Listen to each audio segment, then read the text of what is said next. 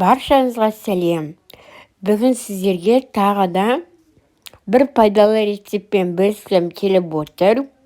Бүгін сіздерге сұлы ұнынан жасалған блинчиктер жасап көрсетемін. Сіздерге жасап көруге кеңесімді беремін, себебі өте жақсы шығады және ішіне қандай бір салмалар салып, дәмді етіп жасауды үйрететін боламын. Сіздерге міндетті жасап көруге беремін, ешқандай ұнсыз, яғни ешқандай зиянсыз блинчиктер жасап үйренетін боламыз. Менің каналымда бұдан басқа тағы да 2 пайдалы рецепттер бар, яғни ешқандай қантсыз, ұнсыз жасалатын. Оны осы видеоға ссылкаларын қойып қоямын. Сіздер сол ссылка арқылы өтіп, 2 видеоны да көрсеңіздер болады. Міндетті түрде осы рецепттермен жасап көріңіздер. Бір жасағаннан шығатын жақсы рецепттер ұсынып отырмын. Ол үшін бізге жылы сүттер керек. Бізде барлық қолданатын өнімдер бөлме температурасында болған жөн.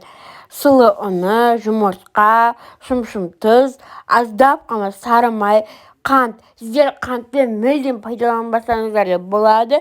Менің өзім тек қана 2 қасық қана қолдандым. 1 немесе 2 ас қасық қолдансаңыздар жеткілікті.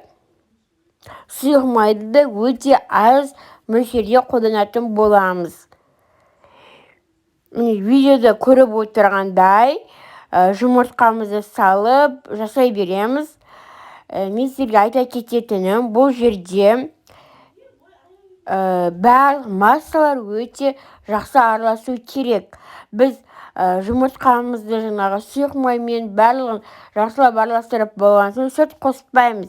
Ең алдымен ұнымызбен жұмыртқамызды қою масса болса да, сол қою масса шыққанша жақсылап араластыратын боламыз. Енді жылы сүтімізді құйып, жақсылап ешқандай іртік қалмайтындай масса толық араласқанша жақсылап араластыруымыз керек. Жаймен деп араласқанда қорықпаңыздар, ешқандай масса шықпай қалды деп қорықпай-ақ қойыңыздар, жақсы шығатын болады. Енді су, мен жылы су қолданбаймын, яғни қайнатылған су қолдануымыз керек. Өйткені менде масса осылай шықты. Әркімде ұн әртүрлі, әртүрлі фирмадан аласыздар. Егер сіздер масса қоюланып кетсе, аздап, яғни 20 грамм, 30 граммдай су қосуға болады. Енді біз массамыздың бетін жауып, жылы жерге қойып қоюымыз керек. Себебі біздің әлі массамыз ісініп, яғни сұлы ұны кішкене ісініп, бізде бірыңғай масса шығуы керек. Сондықтан жарты сағат 40 минут көлемінде қойып қоямыз.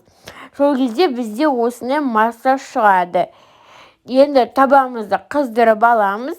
Оған аздап бірінші блинчикке аздап сары май жағып аламыз. Аздап қана жағып алуымыз керек. Енді аздап массамызды алып, блинчиктерімізді жасауға кірісеміз.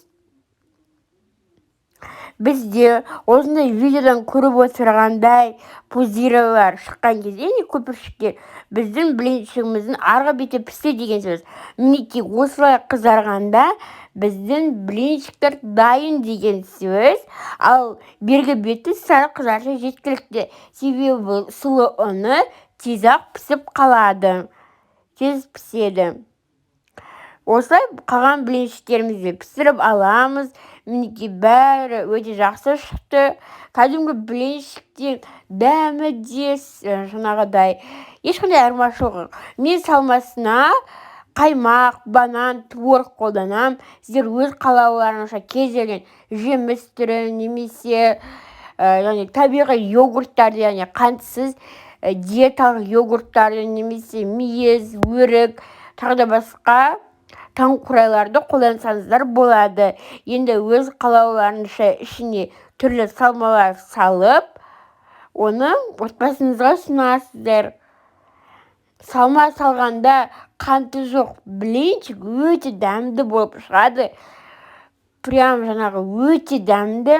Сіздерге дәл осылай жасап көруге кеңес беремін. Енді қазір сіздерге мінекей ортасын кесіп көрсетейін. Мінекей бізде ортасын кескенде осылай творог болады. Мінекей. Немесе сіз қаламасаңыз, ішіне ешқандай салма салмай-ақ жіберсеңіздер болады. Тәттігі үшін ішіне түрлі салмалар салуға болады. Мінекей осылай дастарханға ұсынсаңыздар болады. Өте жақсы шығады. Видео ұнаса, лайк басып, каналыма жазылып кетуді ұмытпаңыздар.